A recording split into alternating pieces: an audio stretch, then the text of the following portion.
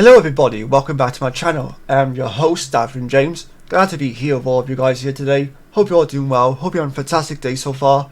Happy Thanksgiving to all those who listen from America. Hope you guys have a fantastic day, you eat lots of good food, and you enjoy your company with all your friends and family and whatnot. If anyone's new here, please remember to like, subscribe and comment, helps a bunch and it really shows you. Past, 48 hours has been a really interesting time to be a Scream fan. There's been some really wild controversy that's going on as of late. Well, as of the last 48 hours. I'm excited to see what you guys think of this. The Scream franchise lost 2 stars this week, putting the 7th film in the series in a creative conundrum, according to sources familiar with the project. Variety broke the news that Melissa Barrera, I think that's how you pronounce her name, I apologise if it's not, at least her second name anyway, was fired by Spyglass, the film's producer, in recent days over social media messages that it deemed to be anti-Semitic, specifically posts regarding the Israel-Hamas war. That decision was made after the company was notified that Jenna Ortega, whose star has risen considerably since she joined the Wes Craven horror series, would not return due to a scheduling conflict with the second season of a hit Netflix series Wednesday. Barrera and Ortega played sister in the films. So I just want to say this right away.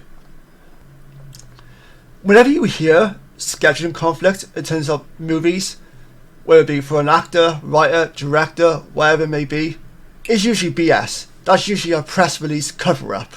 I've learned that myself through podcasts, movie podcasts and whatnot, from people from the industry. It's usually a BS cover-up. And what the real reason is, we usually don't know. Unless somebody comes out and says, okay, well, this is the real reason, at some point later on or whatever it may be. I'm not even sure if Scream 7 was definitely green lit, so I don't know what these scheduling conflicts were in a sense. I don't know when she's supposed to be starting filming Wednesday. I think it's Jenna Ortega this is. I think that's supposed to start in January next year, possibly, I'm not too sure. So that might be an actual genuine reason. She's like, okay, well, I'm filming Wednesday. I don't know when Scream 7 is going to be picked up to film or start filming, so I'm just going to leave this project and focus on other projects I got going on. Maybe that is the genuine reason. I don't know. For the Melissa Barrera actress, I am gutted that she got fired for this franchise. She'll have other opportunities eventually. Once this whole thing is settled down, this whole, treats business, whatever it is she got fired for, she'll be fine. She's a talented actress, and I really liked what they were doing with her character in Scream 5 and 6. They kind of put her in relation to one of the previous characters, who was a serial killer. I can't remember the character's name. I think it was Billy. So she's like the daughter of Billy from the previous Scream movies, 1 and 2, or maybe just the first one.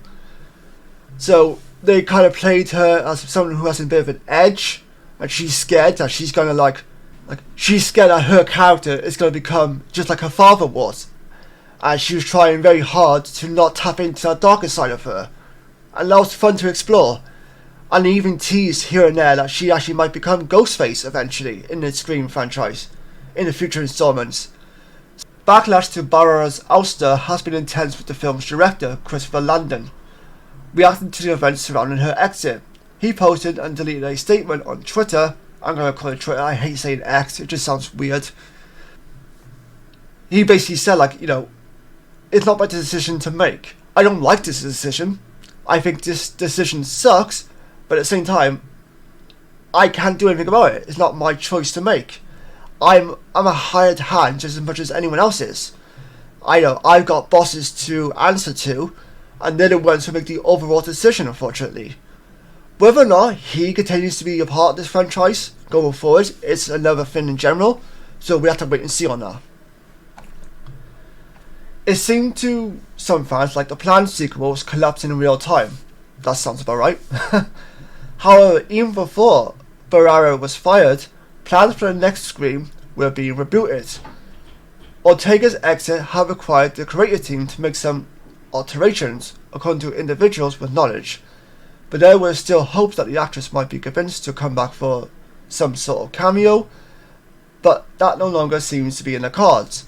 Another source familiar with the franchise disputed this, saying Ortega was never in the mix for the new film. Have to battle with the masked killer. The Scream movies have a bench of characters who are still alive or who could be reanimated. It's a horror movie after all. And the joy of Scream is that it does not bury its dead too deep. These include Neve Campbell and Courtney Cox, the original stars of the series. Campbell appeared in 2022 Scream, but opted not to return for 2023 Scream over a salary dispute. And of course, Courtney Cox, spoiler alert, was killed off in Scream 6. So, and we basically saw her die. Like, there was no ifs on, there was no trickery or anything like that. We saw her die. We've seen her body being taken into an ambulance or whatever. So she died. Like, but again, it's Hollywood and it's horror movies, so anything can happen. Even if you see someone die a bunch of billion times, there's always some way they could come back. I don't know how they do it, but you know, they do it and fans are like, okay, sure, I believe it. Mostly the diehards of the Scream franchise, they're the ones who buy it the most. The casuals are like, nah, I don't buy it. Like, I clearly saw her die. I need to see her again in some, oh, she didn't really die sort of scenario, but you know, it is what it is. Another possibility could be Patrick Dempsey, who had his scene-stealing turn in 2000 Scream 3. None of these actors have been in the active negotiations so far.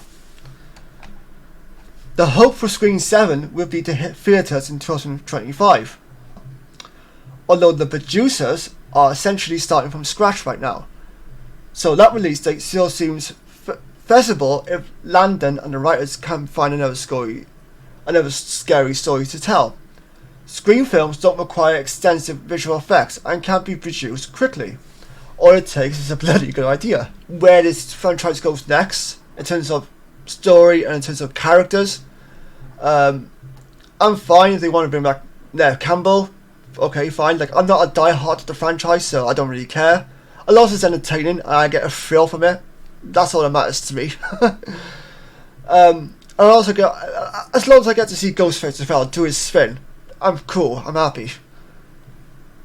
But it is a wild situation that's going on. I wouldn't be surprised if the director leaves next, or the writers. Hopefully not, because I'd like to see this project get made, but if it doesn't, it doesn't, you know? When they go back to the drawing board, it's another thing in general.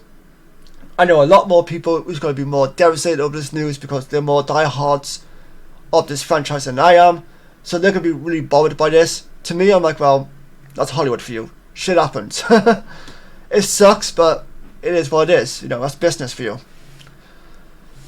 I don't think that, you know, in terms of the actress Melissa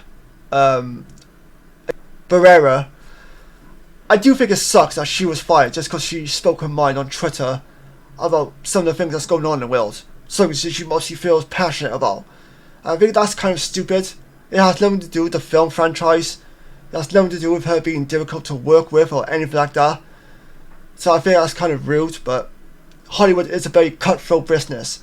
And if they don't like something you put out or something you said or whatever it may be, they'll cut you just like that. You're gone straight away. No ifs or buts, you're gone. Unless you're somebody who's a big A-lister, and that's fine, you know, for the most part. But you're somebody who's replaceable, then they're like, yeah, okay, we're gonna cut ties with you. You know, thank you for your service on these 2 movies, blah blah blah, and hopefully we can work together again sometime in the future.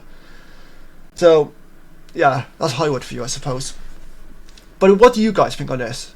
What do you guys think of this? Will you be interested in seeing another Scream installment, or do you think you've seen enough so far? Do you wish that Neve Campbell would come back to the franchise? Well, would you be interested if she came back to the franchise? Let me know your thoughts. Until next time, take care, stay safe, I'll see you guys next time, bye bye.